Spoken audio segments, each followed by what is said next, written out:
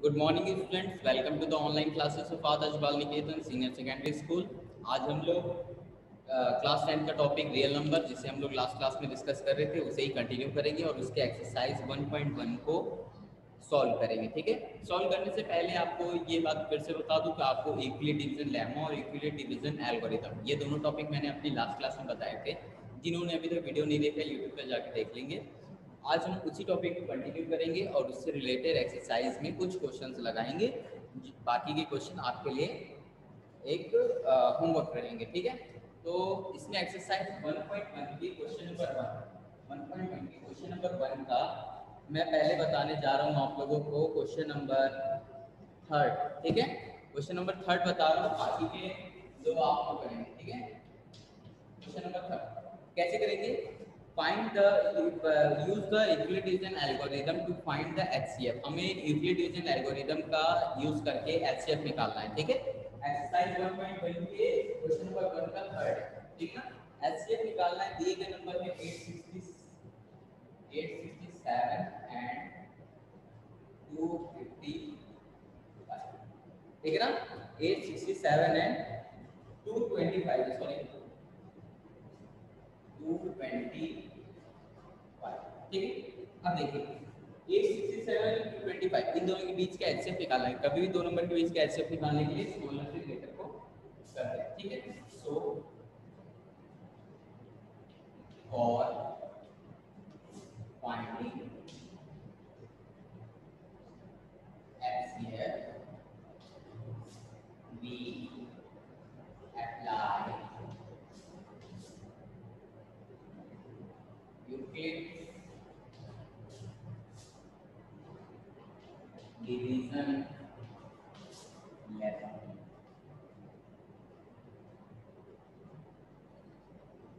we have we have 867। हमारा जो 867 है वो डिविडेंड की तरह काम करेगा। ठीक है, ध्यान रखिएगा 867 है जो कि डिविडेंड की तरह काम करेगा और 225 डिवाइड। ठीक है ना, अब हम इस 867 को 225 से डिवाइड करेंगे। ठीक है, तो ये जाएगा 3 टाइम्स। ठीक है, 3 टाइम्स जाएगा और रिमाइंडर हमारा 192 आ जाएगा। ठीक है, इसे सॉल्व करके देख लीजिएगा, यही आएगा। ठीक है, अब ये रिमाइंडर 0 नहीं आया ना, since 192 not equal to 0 is remainder,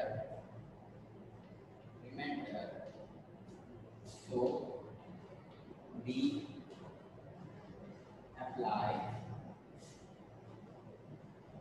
Euclid's division algorithm, Euclid division lemma। ठीक है ना, Euclid division lemma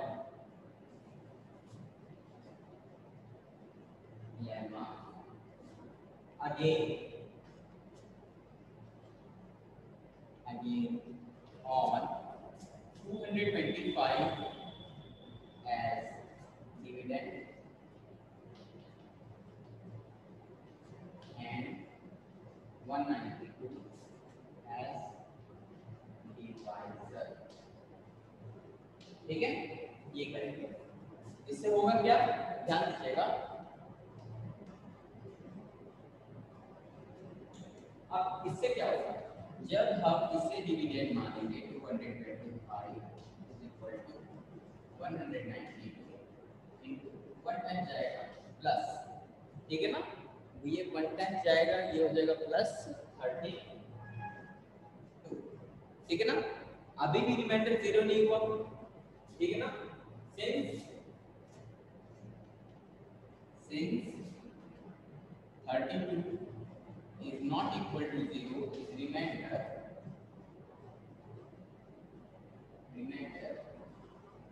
so we again apply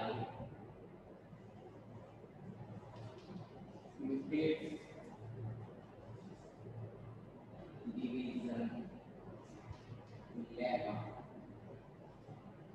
we again apply Euclid division lemma on 192 as a divisor, 192 as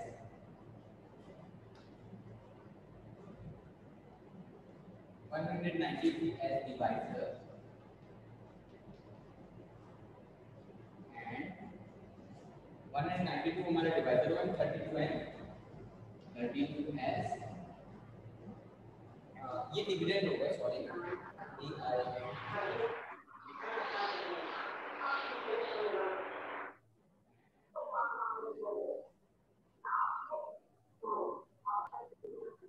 we have 192 is equal to 32 into, अब ध्यान दीजिएगा इस 32 से ये जाएगा, ठीक है, 6 टाइम्स प्लस 0, ठीक है ना। इस बार रिमाइंडर 0 आ गया, जैसे हमारा रिमाइंडर 0 आएगा हमारा सॉल्यूशन कंप्लीट हो जाएगा and 32 is the required HCF of 867 and 225, ठीक है। So since reminder at this stage is 0, so our HCF is 32। ध्यान दीजिएगा,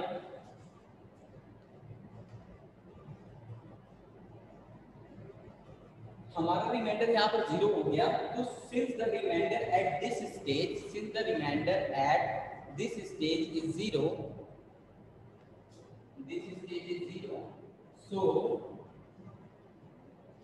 so our HCF is 32।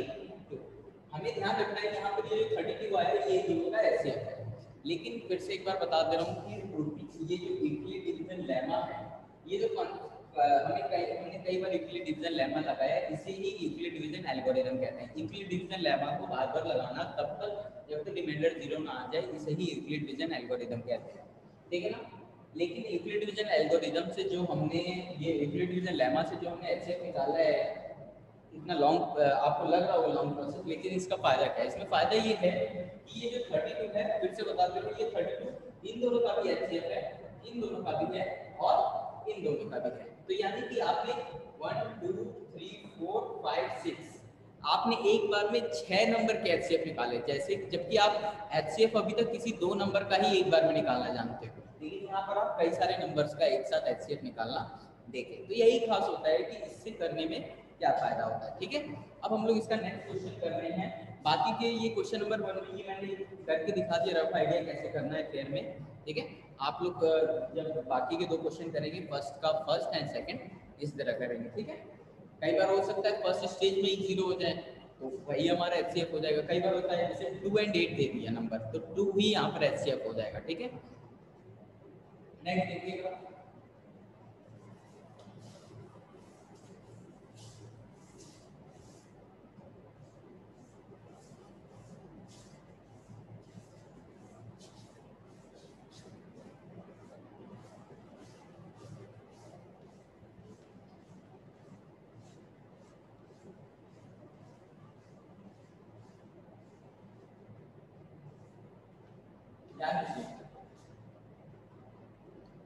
इसमें ध्यान दीजिएगा। क्वेश्चन नंबर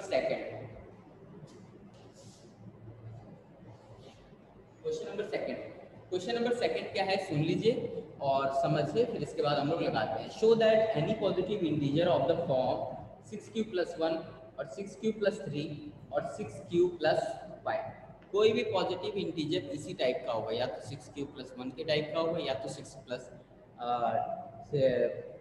कोई भी positive odd integer 6q + 1 6q + 3 या 6q + 5 के टाइप का होगा।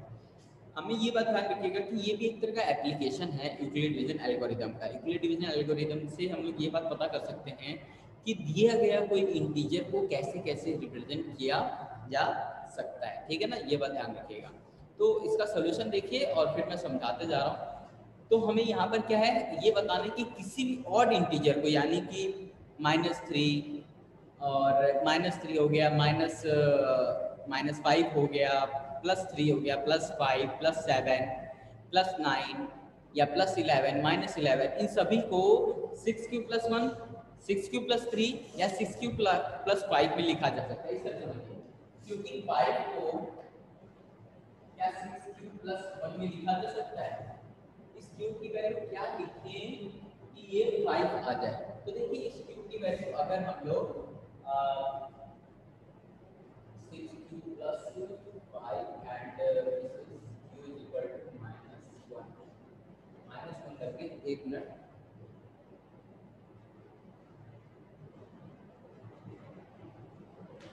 इस तरह देखिए, जैसे 7 के लिए होगा तो 6q+1, q की वैल्यू 1 बनेगा, ठीक, q की वैल्यू -1 रखेंगे तो ये आएगा -5, ठीक है ना, इस तरह।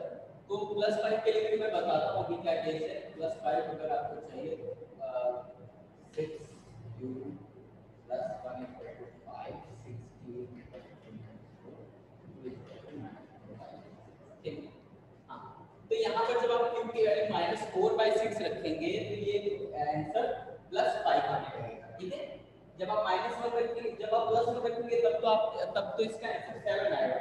जब -4/6 रखेंगे तो आंसर +5 आने लगेगा, ठीक है ना। जब q की वैल्यू -4/6 रखेंगे तो ये +5 आने लगेगा, ठीक है ना, यही चीज है। तो यही मैं दिखाना चाह रहा हूँ।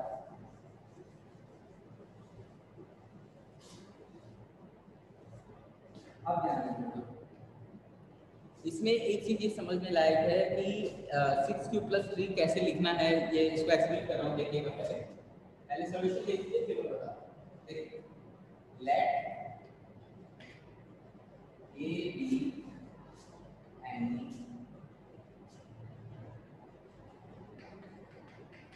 positive or b, ठीक है। Let a be any positive or integer, है ना, and let b b equal to 6 be any number, ठीक है। b equal to 6 be any number। अब अगर ये एक any नंबर है,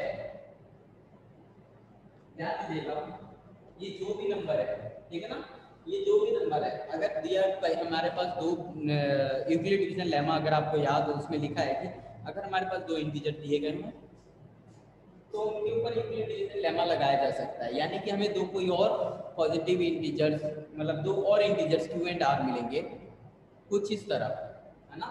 तो by applying Euclid's division lemma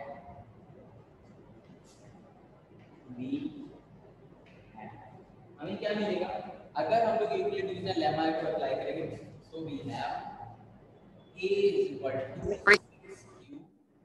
plus r, ये r की value greater than equal to 0 less than 6, ठीक है, ये चीज हो जाएगी। दिस इंप्लाइज दैट, इससे क्या होगा, यानी कि r की वैल्यू 0 से 6 तक हो सकती है, 0 हो सकती है, 1 हो सकती है, 2 हो सकती है, 3 हो सकती है, 4 5, लेकिन नॉट 6। इक्वल टू होता तब 6 होती, लेकिन 6 नहीं होती क्योंकि 6 के बराबर नहीं है। यानी कि a की वैल्यू क्या हो जाएगी 6q when r equal to 0, ठीक है। देखिए a is equal to 6q plus 1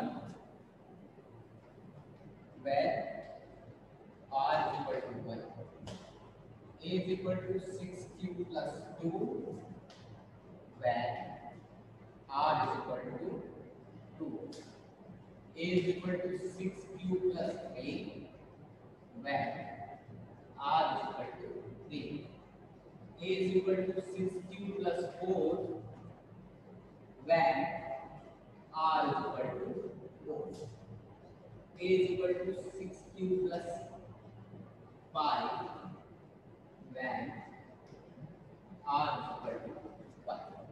ये बात याद रखिएगा, ठीक है। ये कंडीशंस हो गई। अब अगर ये सारी कंडीशन है, हमें ये दिखाना है कि एक कोई पॉजिटिव ऑड इंटीजर है जो कि 6q + 1, 6q + 3 या 6q + 5 के फॉर्म में लिखा जा सकता है, ठीक है ना, for any positive odd integer, ठीक है। तो इसको लिखने के लिए क्या करेंगे, ये देखिएगा, इसके आगे का सॉल्यूशन मैं यहाँ लिख रहा हूँ। अब देखिए, हर वो चीज हमें ये दिखाना है पॉजिटिव ऑड इंटीजर होना चाहिए।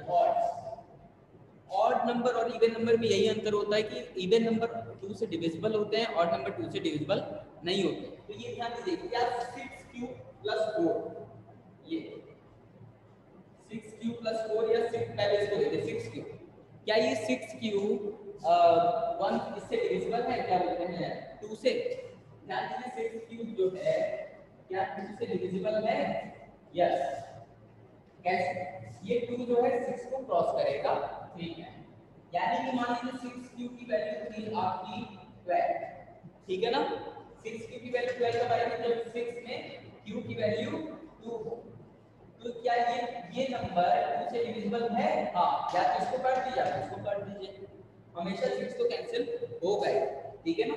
इसीलिए ये नंबर 2 से डिविजिबल है। अगर किसी को डाउट है यहाँ पर कि ये नंबर 2 से कैसे डिविजिबल है तो पूछ सकता है, ठीक है ना।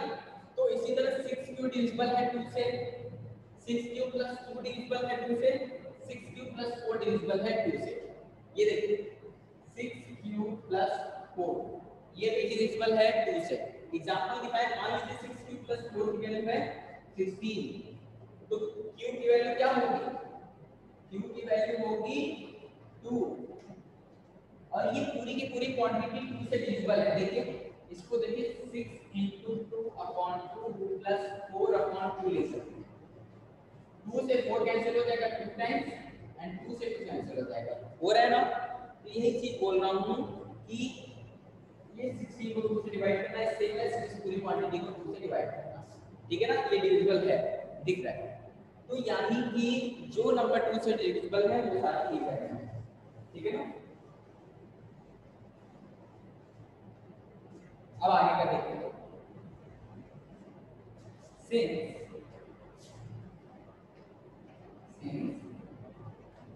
6q + 2 and 6q + 4 are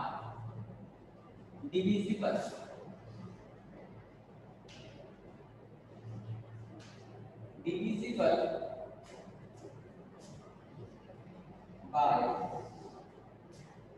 2, so they represent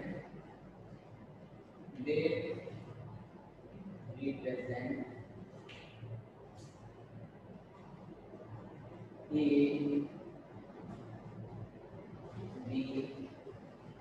and positive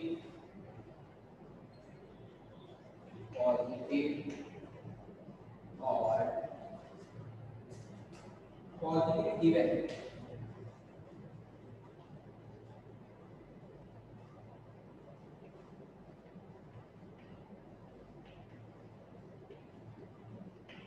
positive even integer, ठीक है ना। Since 6q + 2, 6q + 4 are divisible by 2, so they represent a in any positive even integer, ठीक है ना। ये चीज next y on the other hand, या फिर and 6q + 1, या फिर सो कर दीजिए, सो 6q + 1,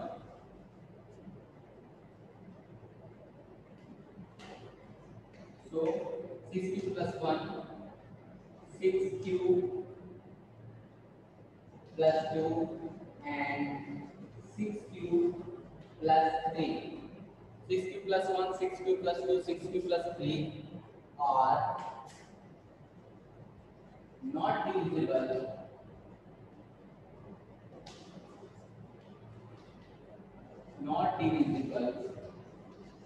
by 2, so they represent,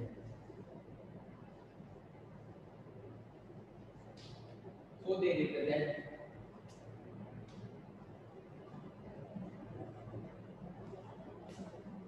represent odd positive integer, odd positive integer.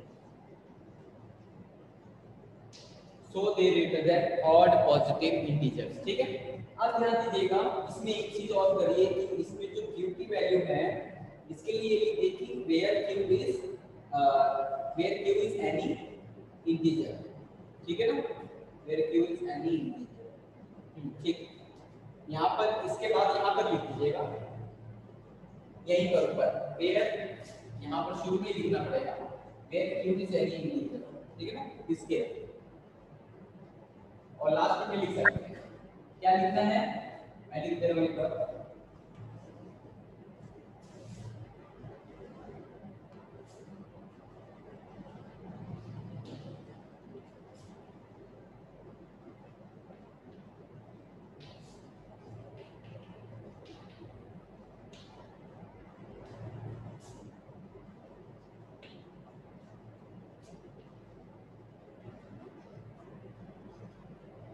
समझ लीजिए ये सॉल्यूशन यहां से लेके यहां तक है पहले, ठीक है, इसके बाद ये वाला पोर्शन, फिर यहां वेयर से यहां, ठीक है ना, ये इसका सॉल्यूशन है। मैं एक बार एक्सप्लेन कर रहा हूं, हमारे को ए ये बताना था कि ए क्या है, एक पॉजिटिव ऑड इंटीजर है जो कि 6q + 1 6q + 3 या 6q + 5 के रूप में रिप्रेजेंट किया जा सकता है। तो हमने ए वो नंबर ले लिया और 6 उसका डिवाइजर ले लिया और हमने यूक्लिड डिवीजन लेमा का अप्लाई किया।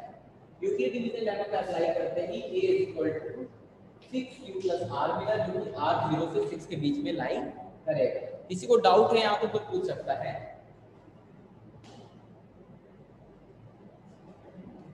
किसी को किसी भी स्टेप में अगर डाउट हो तो पूछ सकता है। फिर ये हमारे r की वैल्यू 0 से 6 हो सकती है, तो ये सारी पॉसिबिलिटीज हो गई। इन सारी पॉसिबिलिटीज में से जो इवन नंबर को रिप्रेजेंट करेगा वो 2 से डिविजिबल होगा, यानी कि 6q + 2 6q + 2 ये तीनों के तीनों 2 से डिविजिबल है, इसलिए ये पॉजिटिव ऑड इवन को रिप्रेजेंट करेगा, जबकि ऑड को कौन रिप्रेजेंट करेगा, 6q + 1 6q + 3 6q + 5, क्योंकि ये तीनों डिविजिबल नहीं है। ठीक है, यही इसका सॉल्यूशन। किसी को कोई डाउट है तो पूछ ले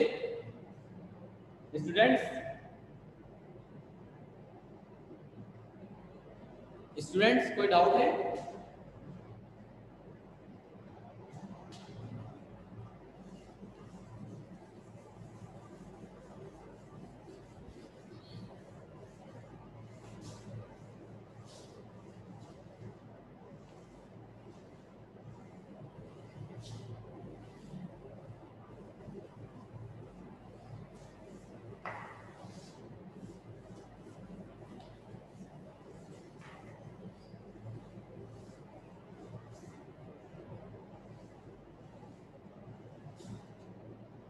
अब ध्यान दीजिएगा, इसमें question number 3, an army of contingent of 616 members is to be marched behind an army band of 32 members in a parade.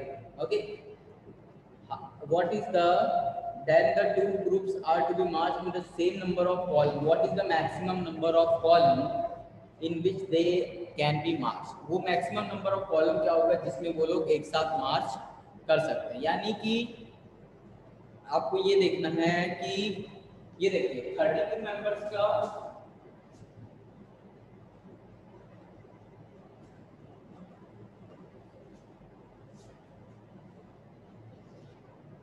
हमारे, मैं इस क्वेश्चन को सिर्फ एक्सप्लेन कर रहा हूँ, करेंगे आप लोग भी।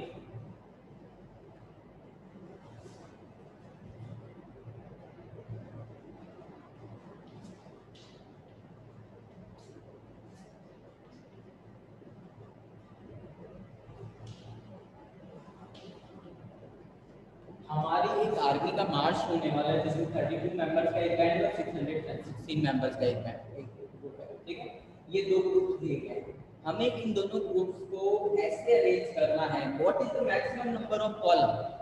ये देखिए आपको याद हो ये रोज होती है ना और ये कॉलम,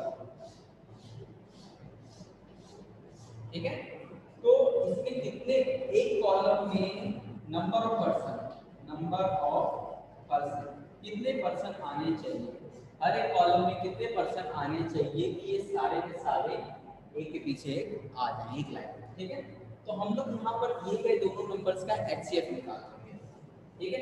एचसीएफ ये बताएगा कि how many number of people are in this row, how many number of ये नंबर जो होगा, जैसे कि मान लीजिए एचसीएफ आ गया 8, ठीक है ना, या फिर एचसीएफ आ गया 32 4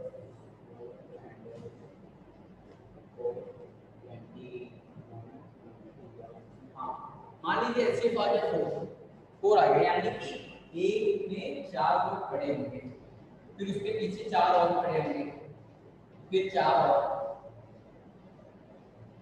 ऐसे, ठीक है ना। 4 लोग हर एक कॉलम में 4 लोग खड़े होंगे। क्यों? ये 4 लोग ये बताएगा कि ये कितने नंबर ऑफ मेंबर्स हर एक रो में आ सकते हैं, हर एक कॉलम में। लेकिन हमें यहाँ पर हाईएस्ट कॉमन फैक्टर निकालना है ताकि ये बताए कि कितने लोग आएंगे। हो सकता है हाईएस्ट कॉमन फैक्टर 8 आए या 16 कोई और नंबर आ जाए, तो एक कॉलम में उतने लोग आएंगे और ऐसे कितने कॉलम बनेंगे वो टोटल नंबर ऑफ पर्संस को रिप्रेजेंट करेंगे, ठीक है। तो यहाँ पर हमें दिए गए दोनों नंबर्स का एचसीएफ निकालना है, ठीक है। एक बार विचार करिएगा क्यों निकालना है, खुद से सोचिएगा और फिर भी डाउट होगा तो जरूर पूछ लीजिएगा, ठीक है। Next, use Euclid division lemma to show that the square of any positive integer is either of the form 3m plus 1 or for some integer m, ठीक है।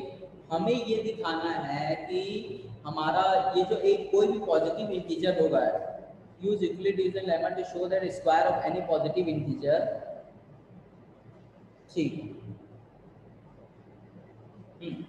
हमें ये दिखाना है कि कोई भी square of positive integer 3m plus 1 के टाइप का होगा। जो अभी क्वेश्चन कराया था मैंने सेकंड, उसी की तरह होगा ये भी, ठीक है। क्वेश्चन नंबर 4, फिर 5 आपके लिए होमवर्क रहेगा, इसी तरह है। देखिए, use Euclid division lemma to show that the square of any positive integer is either of the form 3m plus 1, ठीक।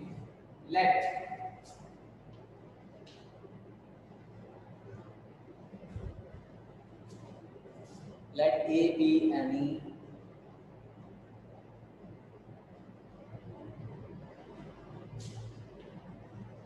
integer, let a be any positive integer, ठीक है। let a be any positive integer,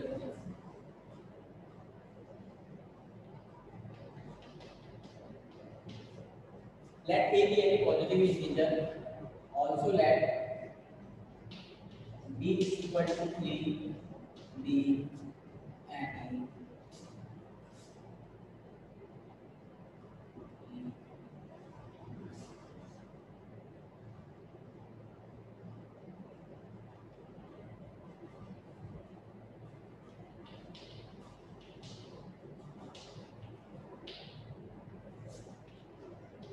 then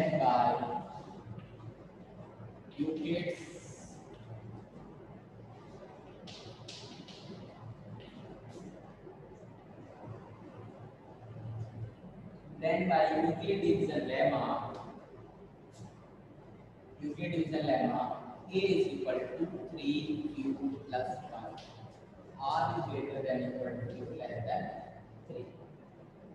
ये ध्यान रखिएगा इसमें इस बात का ध्यान रखिएगा कि यहाँ पर ये जो r है ये 0 से 3 के बीच में है और ये q क्या होगा, q की वैल्यू क्या क्या हो सकती है। देखिए जरूरी नहीं है q की वैल्यू आप कोई पॉजिटिव इंटीजर ले लो, ठीक है ना, इस बात का ध्यान रखिएगा। q इक्वल टू 0, ठीक ना, this implies that a is equal to 3q,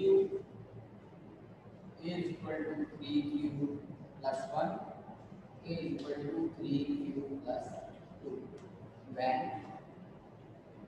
q is equal to 0, then q is equal to 1 when q is equal to 2। ठीक है, ये होगा। अब हमें ये दिखाना है कि कोई भी positive integer, the square of any positive integer, the square of any positive integer is of the form 3m plus 1 and 3m plus 3m and 3m plus 1। यानी कि हमारा a क्या है, पॉजिटिव इंटीजर, a या तो ये होगा या तो ये होगा या तो ये होगा, ठीक है ना। लेकिन अब हमें ये दिखाना है कि जो भी होगा नंबर, हमें ये जो a स्क्वायर होगा, a को तो ये तीनों रूप में रिप्रेजेंट किया जा सकता है, a स्क्वायर को कैसे रिप्रेजेंट किया जा सकता है वो देखो। Squaring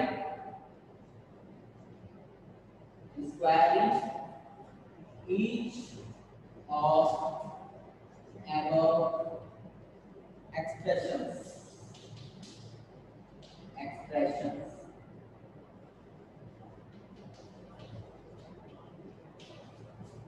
we have square each of the above expression, यानी कि इन तीनों का एक्सप्रेशन का स्क्वायर करेंगे, ठीक है। a square is equal to 3q का whole square, this is equal to 9q square, ठीक है ना, 9q स्क्वायर। अब ये 9q स्क्वायर को आप 3 into 3q स्क्वायर लिख सकते हैं। अब इस 3q स्क्वायर के कैपिटल A m मान लीजिए, स्मॉल m, ठीक है ना। इस 3q स्क्वायर को वेयर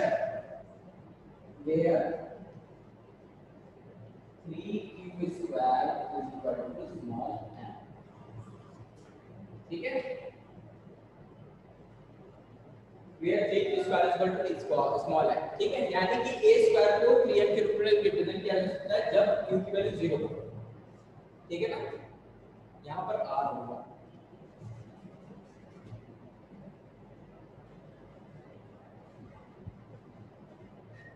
अब देखिए, अब अगर a square is equal to 3m plus 1 का होल स्क्वायर क्या होगा, 3m प्लस 1 9m स्क्वायर, यहाँ q है 9q square plus 1 plus 3 to जा 6q,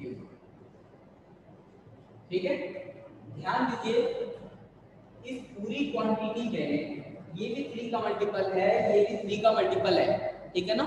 ये दोनों के दोनों 3 के मल्टीपल्स हैं, तो इसको ऐसे लिख लीजिए, इन दोनों में से 3 कॉमन ले लीजिए, 3 is equal to 3m square plus 3q square plus q plus 1। अगर आपको दिख रहा हो 3, मैंने इन दोनों में से 3 कॉमन लिया है, ठीक है ना।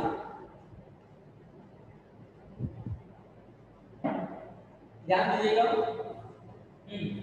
इन दोनों में से 3 कॉमन लिया, तो ये 3q स्क्वायर प्लस q फिर ये 1 आ गया। तो ये पूरी क्वांटिटी को हम लोग स्मॉल m या कैपिटल M मान लेते हैं, ठीक है ना। तो ये पूरा क्वांटिटी कैसा हो जाएगा, 3 कैपिटल M। इस पूरी क्वांटिटी को क्या बोला मैंने, m। अब इस क्वांटिटी का स्क्वायर करेंगे, ध्यान दीजिएगा, a square equal to 3q plus 2 का होल स्क्वायर क्या आएगा, 3 का square 9q square plus 4 plus, अब ध्यान दीजिएगा 3 टू ये 3 6 6 टू 12 q स्क्वायर, ठीक है ना। 9q square plus 4 plus 3 to 6q, यहाँ पर q है, ठीक है ना। अब ध्यान दीजिएगा इस पूरी क्वांटिटी में, ये पूरी की पूरी क्वांटिटी को नोटिस करिए, ये आपका इस फॉर्म का है 3m, कैसे, ये देखिए, इसमें जब आप r equal to 2 3 a equal to 3q plus 2 when r is equal to 2, ठीक है, 3 4, ठीक है। अब इसमें से आप इसको 3 + 1 लिख सकते हैं। इस 4 को क्या लिख देंगे 3 + 1। इसको जब 3 + 1 लिख देंगे इन तीनों में से 3 कॉमन आ जाएगा। देखिएगा थोड़ा, देखिए मैं इसका सॉल्यूशन आगे लिख दे रहा हूँ स्पेस की प्रॉब्लम की वजह से, या फिर यहाँ लिख रहा हूँ। देखिए इसके आगे का सॉल्यूशन यहाँ लिख रहा हूँ। देखिए 9q² + 3 + 12q + 1। इस पूरी की पूरी क्वांटिटी में 3 कॉमन आ जाएगा, तो 3 कॉमन आएगा 3q² + 1 + 3q + 1। अब इस पूरी क्वांटिटी को हम लोग इस m बोल सकते हैं। m ये स्मॉल m था, ये कैपिटल M, इसको m डैश बोलते हैं, ठीक है ना, +1। तो ये देखिए ये 3m + 1 के टाइप का आ गया। ये m डैश m दोनों के दोनों इंटीजर ही हैं, तो दोनों के दोनों रिप्रेजेंट करेंगे m को ही। तो इसीलिए दिए गए किसी भी नंबर को इस तरह से या फिर इस तरह से रिप्रेजेंट कर सकते हैं। इस तरह ये और ये दोनों चीजें एक ही जैसे, क्यों, ये भी किसी इंटीजर को रिप्रेजेंट कर रहा है, ये भी किसी न किसी इंटीजर को रिप्रेजेंट करेगा। where small m, capital M and m dash are integers. So ultimately any square of any positive odd integer, any square of any integer can